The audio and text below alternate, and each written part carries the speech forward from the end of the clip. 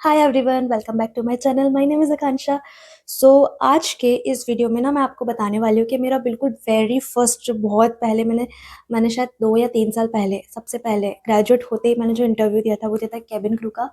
मुझे याद ही नहीं आ रहा मुझे कहाँ से पता चला, लेकिन मैंने इंटरव्यू दिया केबिन क्रू का। मैं उसके लिए थोड़ा अच्छा थोड़ा नहीं पूरी तरह से मैं प्रिपेयर होके गई थी, लेकिन मैं गुड़गांव में वो इंटरव्यू था। और क्योंकि मेरा फर्स्ट था तो मुझे लगा रजिस्ट्रेशन फ़ी में भी लेते होंगे, तो मैं रजिस्ट्रेशन फ़ी उस टाइम 2000 था। स्पाइसजेट का अभी कितना है तो वो मैंने चेक नहीं किया है। तो उस टाइम मैं चली गई गुड़गाँव। वही मेरा पहला सोलो ट्रिप भी था, Jaipur to Gurgaon. Short trip but मेरे लिए तो पहला था ना।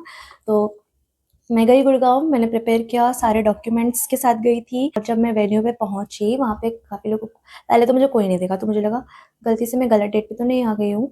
लेकिन नहीं, फिर मुझे जब लोग दिखे तो मैंने कहा हाश, लोग हैं, इंटरव्यू भी आज है, ठीक है। उसके बाद हमें वहाँ का एक आई कार्ड दिया, तो हम एंट्री वगैरह करके अंदर चले गए।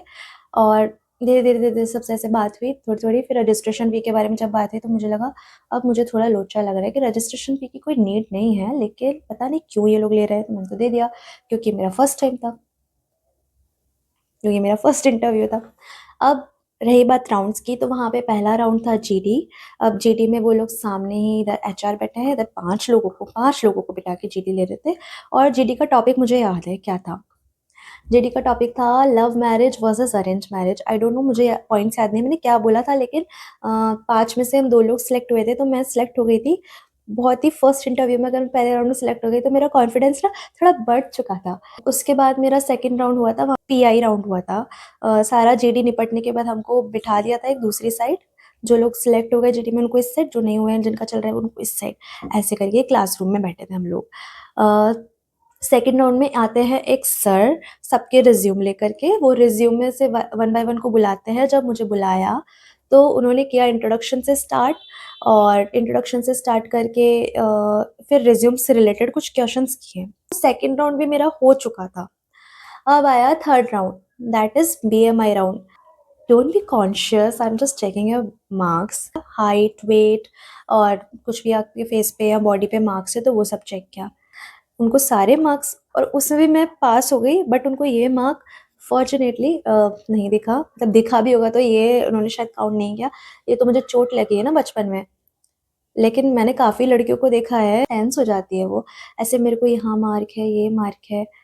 मुझे तो उन्होंने इस मार्क के लिए कभी नहीं बोला है। मैं ऐसा भी नहीं कि इसको ऐसे छुपा के हेयर स्टाइल बनाती हूँ, मेरा बनता ही नहीं है हेयर स्टाइल इसको कि इसको मैं छुपा सकूँ, ऐसे ही बनाती हूँ। मुझे किसी इंटरव्यू में कभी नहीं बोला। ठीक है, वो थर्ड राउंड क्लियर हो गया। उसके बाद फाइनल राउंड के लिए हम शायद कुछ 7-8 लोग ही बचे थे, तो उसमें बुलाया वन बाय वन। बहुत ही कम लोग उतर गए थे, आई थिंक रजिस्ट्रेशन करने के बाद।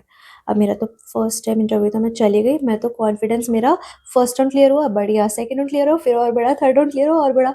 फोर्थ पे पता नहीं मैंने क्या किया, मैं बताती हूँ। वहाँ पे 4 एचआर थे रूम के अंदर। मैं गई, स्टार्ट किया मैंने, गुड मॉर्निंग, अपने इंट्रोडक्शन से स्टार्ट किया। फिर वो मुझसे कुछ रिज्यूम से क्वेश्चंस किए, तो वो भी मैंने दिया। लेकिन फिर तब मुझे याद नहीं आ रहा उन्होंने मुझसे क्या पूछा था। शायद why should we hire you, why you want to become cabin crew if you love travelling, you can do it by blogging, ऐसे करके कुछ बोला था उन्होंने मुझसे, क्वेश्चन किया था। मुझे ना याद नहीं आ रहा है मैंने क्या आंसर किया था। वो लोग ना हंसने लग गए थे।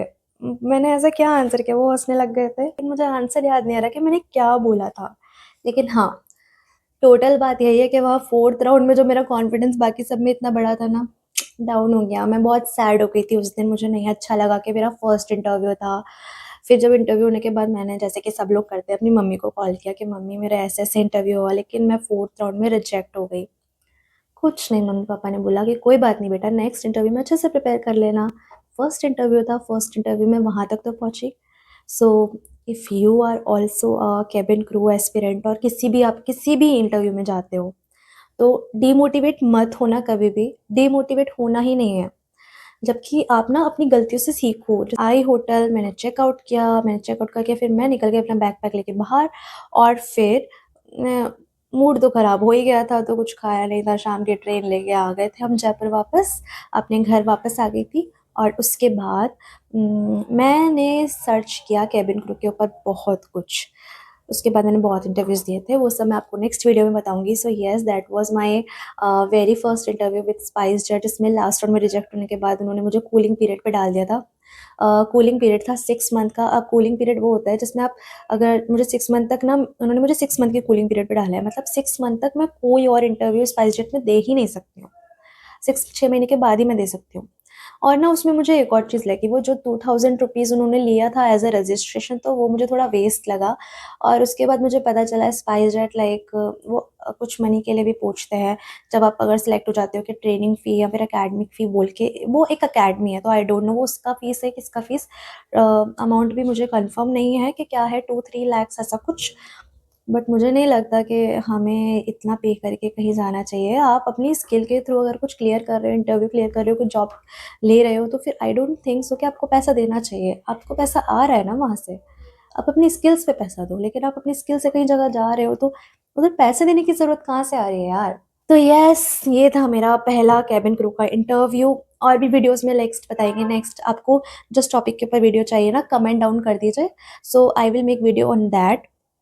और लेकिन मुझे अपनी यूट्यूब फैमिली का ना सपोर्ट चाहिए। और कमेंट्स में ज़रूर मुझे बता दिया करो मैं कहाँ गलती कर रही हूँ, मुझे क्या इम्प्रूवमेंट करने की ज़रूरत है, आपको नेक्स्ट वीडियो किस टॉपिक पे चाहिए। So yes guys, that's all for today. तो आप कमेंट कर देना if you like this video, और subscribe for more such videos. Thank you for watching. Bye bye.